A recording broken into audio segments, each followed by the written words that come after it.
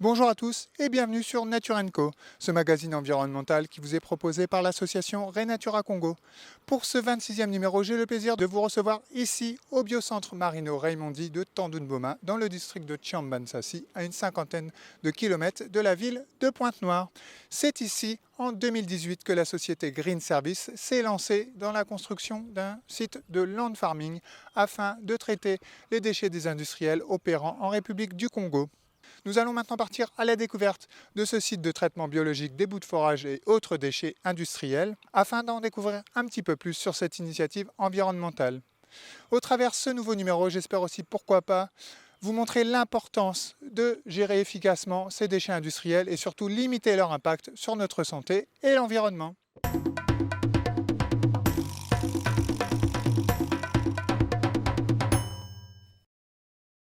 Je me trouve à présent avec Lionel Sanz, le directeur de travaux et chargé de la communication de Green Service. Bonjour Lionel. Salut. Est-ce que tu peux nous expliquer de manière générale quel est le procédé utilisé, comment vous procédez pour traiter tous ces déchets industriels? Alors, notre vocation est essentiellement de traiter des boues polluées par des hydrocarbures. Et donc, nous travaillons avec un consortium de bactéries qui nous est procuré par un de nos partenaires de Saint-Marin, qui s'appelle BEA. Et ce consortium de bactéries digère les hydrocarbures. En les digérant, ça brise les chaînes hydrocarburées, ce ne sont donc plus des hydrocarbures, et on n'est plus dans une situation polluante. Bien au contraire, puisque en fait, on valorise ces déchets qu'on peut à la suite utiliser comme amendant de sol, comme améliorant des sols. Du coup, en quoi cette technique, on l'a compris, qui est biologique, qui est protectrice dans l'environnement, change d'un traitement relativement classique, entre guillemets, par exemple les enfouissements qu'on peut rencontrer un petit peu partout ici en Afrique? Disons que toutes les techniques qui sont utilisées par nos concurrents pour l'instant sont essentiellement des solutions qu'on peut considérer comme provisoires et ne réglant en fait rien au problème. On est soit devant des solutions d'enfouissement, faire un trou, mettre une protection plastique dans le trou, balancer les bouts là-dedans et refermer. L'autre solution, c'est l'incinération. Et l'incinération, par définition, elle va avoir un bilan carbone extrêmement lourd, mais pas seulement un bilan carbone, c'est qu'on va brûler aussi des produits soufrés, des choses comme ça. On n'a rien réglé, on a déplacé le problème. C'est ça. On l'a vu en allant visiter le biocentre, vous avez un total de 16 bassins pour traiter les bouts de forage et tous ces produits hydrocarbures, ces produits pétroliers. Combien à peu près cela peut représenter de quantité de déchets pétroliers que vous pouvez traiter en une seule fois, entre guillemets? On peut traiter environ 2000 mètres cubes. Au-delà de ce traitement biologique des bouts de forage que vous récupérez des industriels opérant ici en République du Congo, est-ce que vous avez d'autres projets un petit peu comme ça, environnementaux, au sein de ce biocentre? Oui, bien sûr. On peut pas s'arrêter à une seule activité, de toute façon. Nous étudions des possibilités de traiter d'autres types de produits.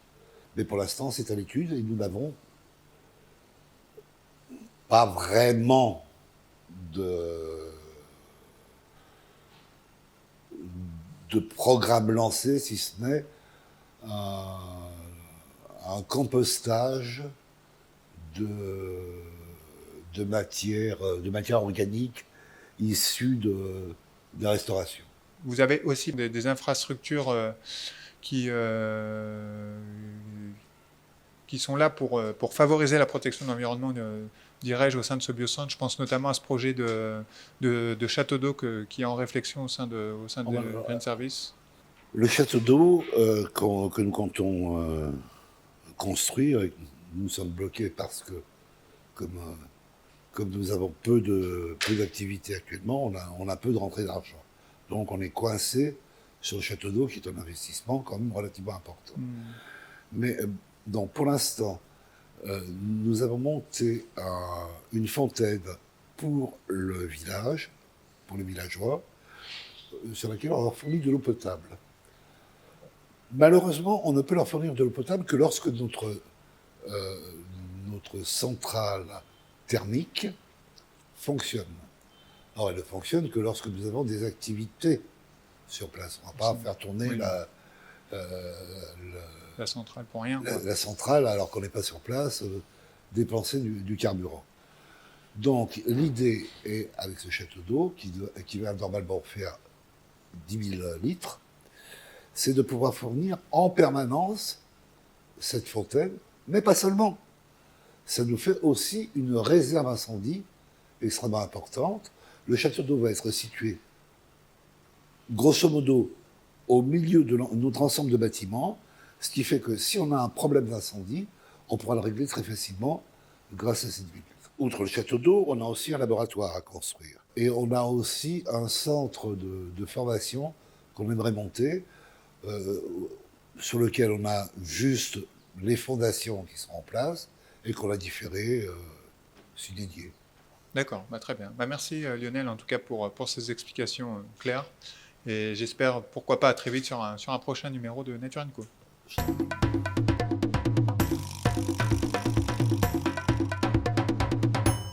Je suis maintenant à présent avec Marcello Della Corte, un conseiller technique et commercial de la société Green Service. Bonjour Marcello. Bonjour à toi. Alors première question, est-ce que tu peux nous expliquer un peu ce que c'est la société Green Service? Voilà, Green Service est une société qui a été créée en 2013, elle est des droits congolais. Il y a des associés qui sont italiens et des associés qui sont congolais. Et cette idée de fonder la société, de créer la société, vient surtout de mon collègue Marino et de moi-même. Tous les deux, nous avons évolué dans le secteur pétrolier, lui en tant qu'ingénieur, chimiste, et moi, j'ai un peu dévié de ma profession, en effet, qui était celle d'être agronome. Après avoir travaillé pendant de longues années dans les domaines pétroliers et de la chimie pétrolière, on a voulu revenir un peu sur nos pas et créer quelque chose qui puisse venir atténuer toutes les problématiques que nous avons rencontrées lors de l'exploitation des forages et de l'exploitation pétrolière.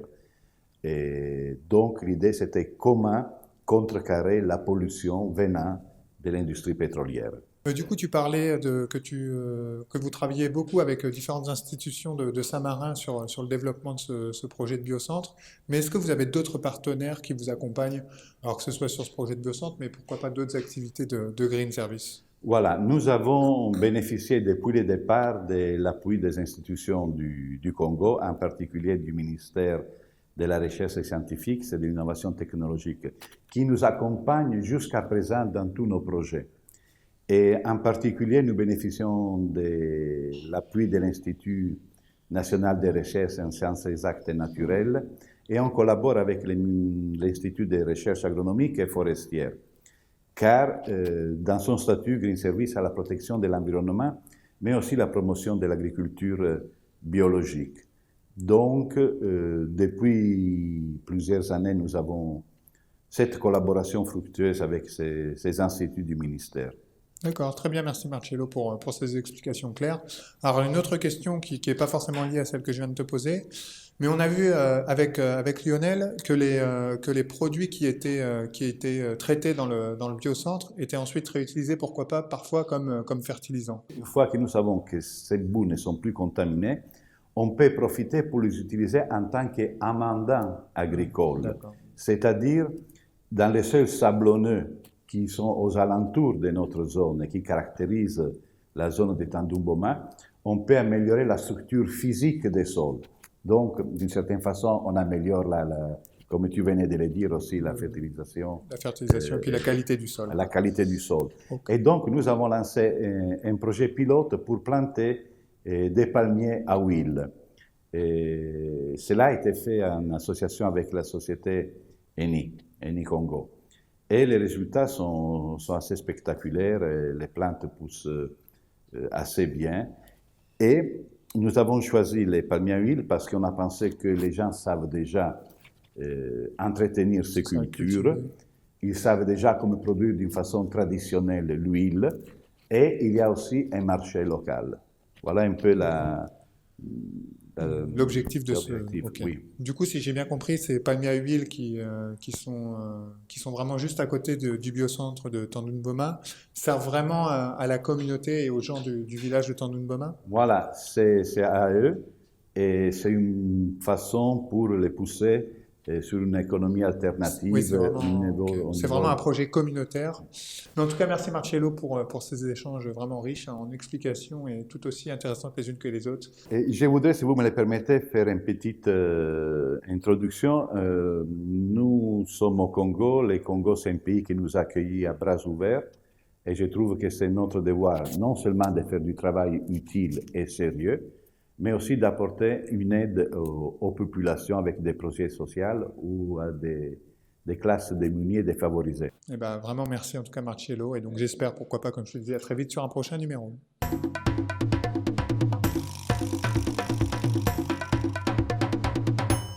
Pour terminer cette émission, je me trouve maintenant en compagnie de Sarah Delacorte. Bonjour Sarah. Bonjour. Alors du coup, en tant que responsable qualité au sein de la société Green Service, quel est l'intérêt d'avoir un responsable qualité dans ce genre de projet? Et Green Service, depuis 2019, est certifié ISO 9001, une certification de qualité. Et nous avons décidé de prendre cette certification comme garantie, on va dire, d'une meilleure prestation pour nos clients, pour nos employés et pour nos fournisseurs. Et c'est pour ça que nous avons obtenu la certification. D'accord. Alors justement, qui la donne cette certification ISO 9001? Alors tout d'abord, je voudrais préciser que, à mon connaissance, aujourd'hui, nous sommes les seuls, ici dans la sous-région, à avoir obtenu dans notre domaine cette certification de qualité.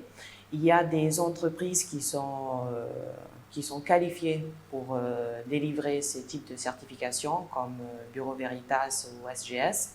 Et donc, c'est à la société, on va dire, de choisir par rapport à la certification qu'ils veulent prendre, l'entreprise qui est accréditée pour délivrer ces certifications. La certification a une validité de 3 ans et une fois par an, il y a un contrôle, un audit qui est amené par, on va dire,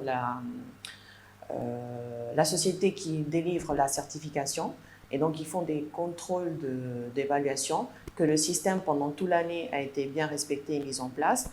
Et du coup, mon rôle, c'est que pendant tous les 3 ans de certification, de voir que l'entreprise respecte la norme. Bien sûr, il y a une norme qui est écrite à respecter, mais aussi voilà, que tout le système de management de qualité est mis en place et respecté annuellement. Ah oui, donc ça va même au-delà des normes environnementales. Il y a aussi un management derrière, un management particulier à respecter pour avoir cette norme ISO 9001. Bien sûr, ça ne se limite pas seulement à la ISO 9001. Très bien, bah merci Sarah, je pense qu'on y voit un petit peu plus clair maintenant. Tu es chargée des affaires sociétales de Green Service. Est-ce que tu peux nous dire rapidement un petit peu en quoi consiste ce volet social que vous avez développé au sein de la société? Pour le biocentre, mais aussi, pourquoi pas, pour d'autres activités. Bien sûr.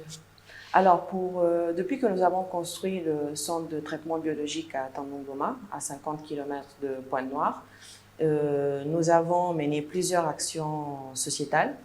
Et pour les riverains, donc pour la population qui est aux alentours du biocentre, comme la construction d'un forage d'eau, mais aussi pour nos employés. C'est-à-dire que nous avons décidé pas seulement de dédier une partie du biocentre pour le traitement biologique des déchets, mais aussi pour le bien-être, on va dire, de nos employés, donc avec des logements, avec des sanitaires, avec un réfectoire, avec un soin de premier secours. Et je pense que ça aussi, ça rentre dans un système, on va dire, dans une vision, on va dire, d'action sociétale. Après, c'est vrai que nous avons mené plusieurs actions aussi avec des associations, comme par exemple l'association Johnny Chancel pour les albinos. Et nous avons par exemple on vient de terminer la campagne de cancer de traitement de la peau. Et c'est la première cause de mortalité. Et donc nous avons soigné à peu près 372 personnes affectes de ce cancer. Très bien, bah, en tout cas vraiment merci Sarah pour t'être rendue disponible, pour avoir répondu à mes questions et j'espère qu'on se retrouvera très vite pour un prochain numéro de Nature & Co. Merci. Voilà, ce 26e épisode de Nature & Co touche à présent à sa fin. Avant de clôturer cette émission, j'aimerais remercier Green Service pour leur accueil et leur disponibilité. J'aimerais également remercier mes invités pour leur témoignage. Et surtout, n'oubliez pas, en phrase de conclusion, j'aimerais dire tout simplement que le déchet le plus simple à traiter est encore celui que l'on ne produit pas.